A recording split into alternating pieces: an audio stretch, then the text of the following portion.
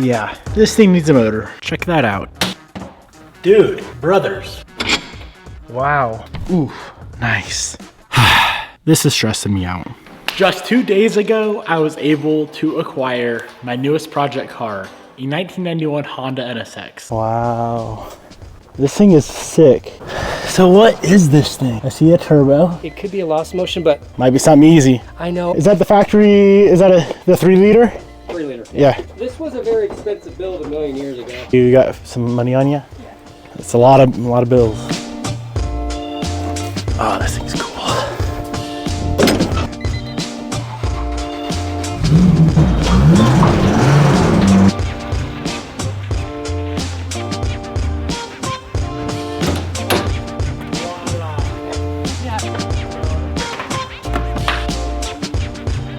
Yes, another 1991 Honda NSX. This one is quite a bit different than the one I am currently building. It has a factory C30 engine. It is a single turbo instead of a twin turbo. It's black instead of white, and unfortunately, this one makes some severe engine noise. Which today, I want to dive in, dig into this engine, do some diagnosing, and try and figure out what the heck is going on.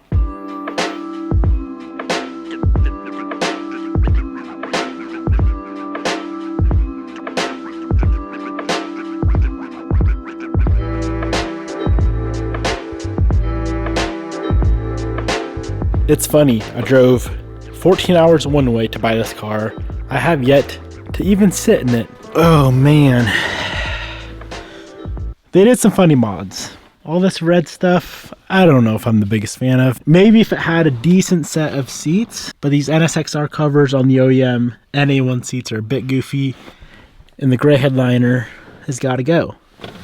But other than that, this thing is pretty freaking clean, man. 100,000 miles. 105, pretty much right on the money. Wow, I am excited for this. A little bit of touch-up paint, or maybe just completely repaint these panels here. And this thing will be pretty freaking nice. Let's get this German junk off the lift and get this beautiful Japanese quality engineering on the lift and see what's going on. I'm dying to see completely underneath the car to see how this whole turbo setup is built. All I've really got to peek at is what's under the glass.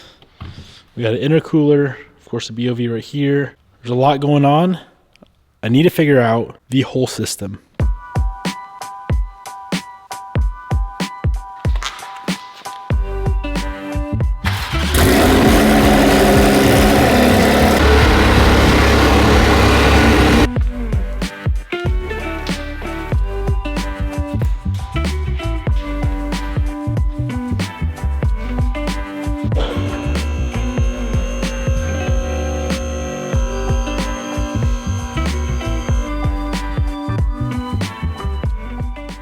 Want to know what I see when I look at this NSX? This one is a perfect candidate for like a dry ice type of restoration.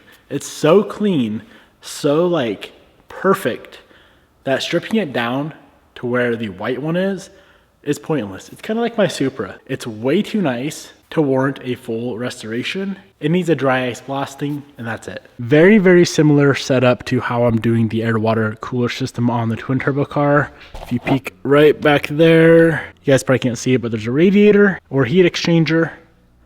There's the lines for it that run all the way back and up to the intercooler up top. Admittedly, I don't love some of the fabric on this car. If we take a peek at like some of these welds and whatnot, it's pretty iffy. We can definitely make do with what's here as base, but some of it's gonna have to be changed.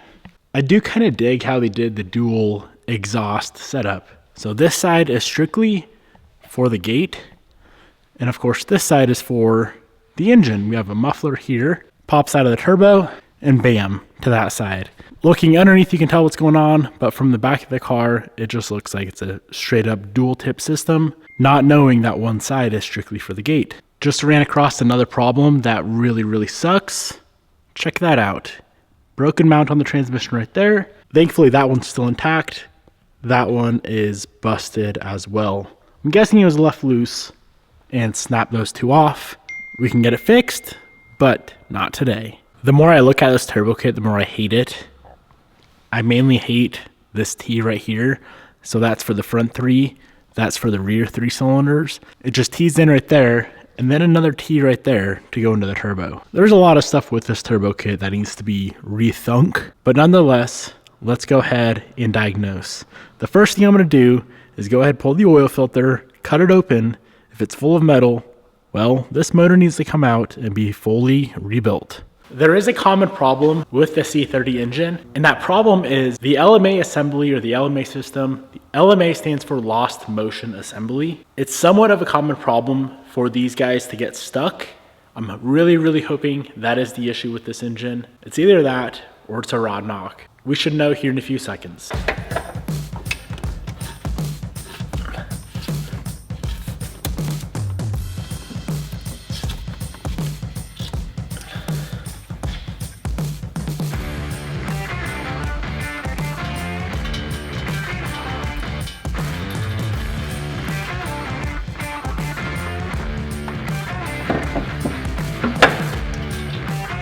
Honestly,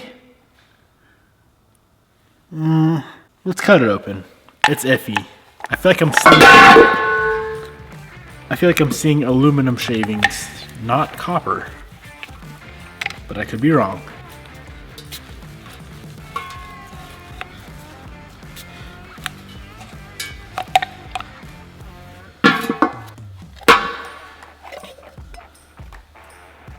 So if this thing is rod knocked, this right here would be full of copper.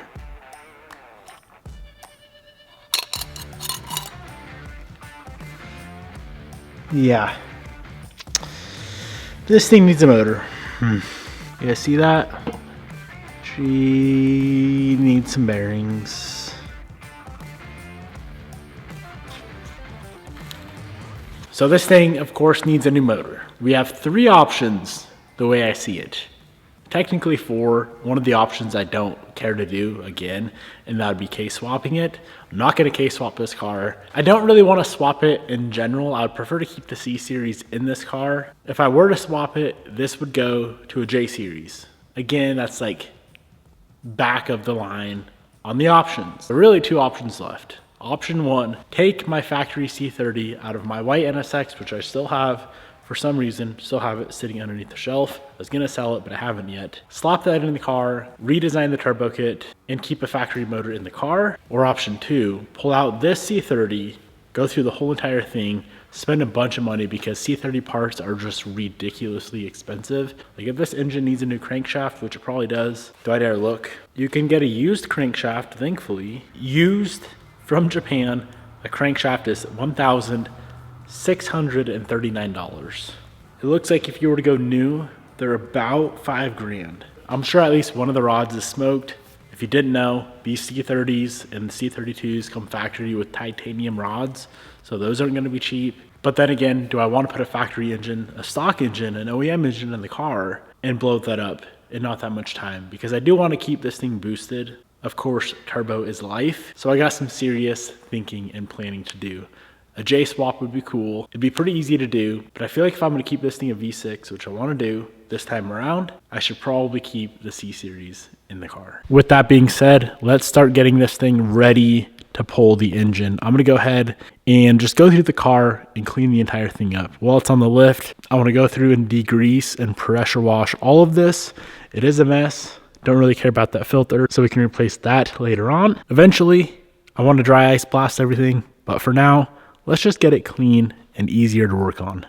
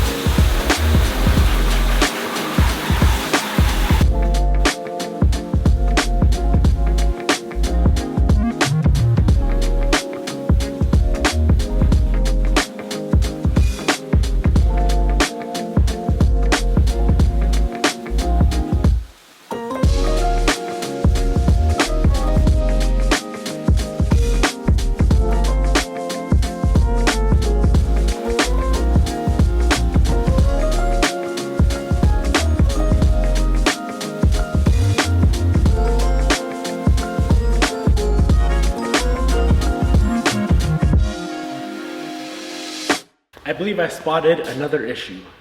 It seems like the whole power plant, it should be level. It seems like it's bopped like that. Let's get the thing on the ground. The whole underside is clean now. Not clean enough long term, but clean enough to work on for now. Much, much better. Like I was saying earlier, this thing with a dry ice session would be in really, really good shape, other than this ugly turbo kit.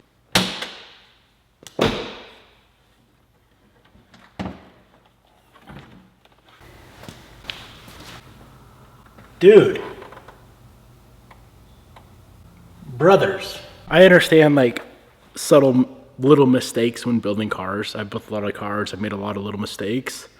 There's one motor mount holding this whole entire thing together. I haven't even looked. That one's probably loose too. Check this out. If you look right here, you can see, look at the top of the motor, cocked way like that. Give me a sec. Hey, a motor mount bolt. Wow, nothing is tight. Wait, give me a sec. Ooh, nice. A broken off motor mount bolt. Wow. I'm really confident in this entire build now. Oh wait, give me a sec. Give me just a sec. Hey, at least it's threaded in a little bit. Wow. A coil pack bolt. Hold up.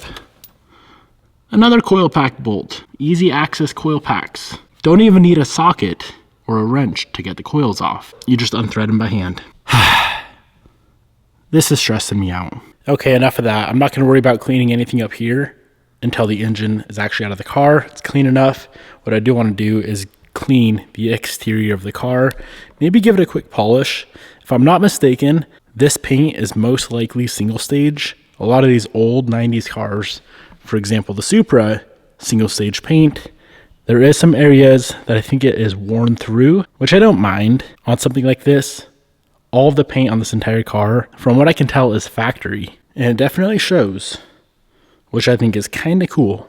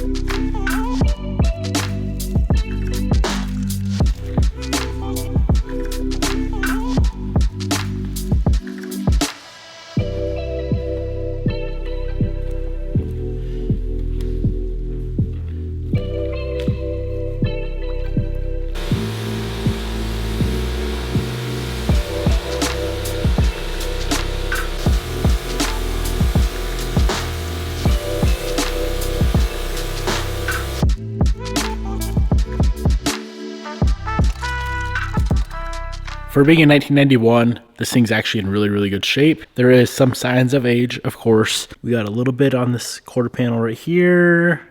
The B-pillars, both side B-pillars are a bit faded. Those would be super easy to repaint if I happen to care later on. A little chip on the edge of the door. Front bumper was most likely repainted at some point in its life. A little bit of blistering on the front of this door, and same thing on this B-pillar here. Now I definitely don't have time for a full-on polish and correction today, but I am gonna pull out the polisher and just touch the paint to see what we could do with this 1991, what is that, 35-year-old paint.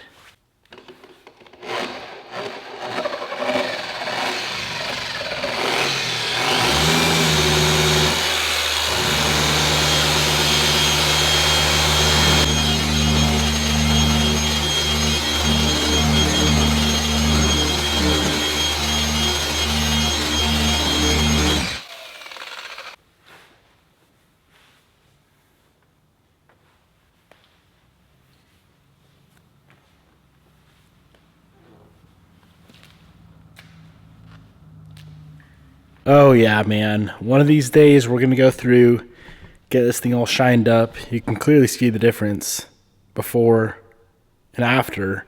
That was maybe 20 seconds of polishing. Either this whole thing has been repainted with a clear coat, or they actually clear coated this car from the factory back in 1991, which is good for us because I hate polishing single stage paint. It is not fun whatsoever. In a lot of ways, the NSX is quite a bit worse than what I had expected. Not a big deal. It's all easily fixable stuff, but in some ways the car is nicer than I expected as well. Body wise, very, very happy with this thing. Performance wise, whoever did all the fab work on the car, a little bit questionable. Again, nothing that we can't get fixed up. I just need to figure out what the heck we are gonna do with the engine in this car. What do you guys prefer? Let's say 3 options: factory C30, built C30, or J-swap. Comment below.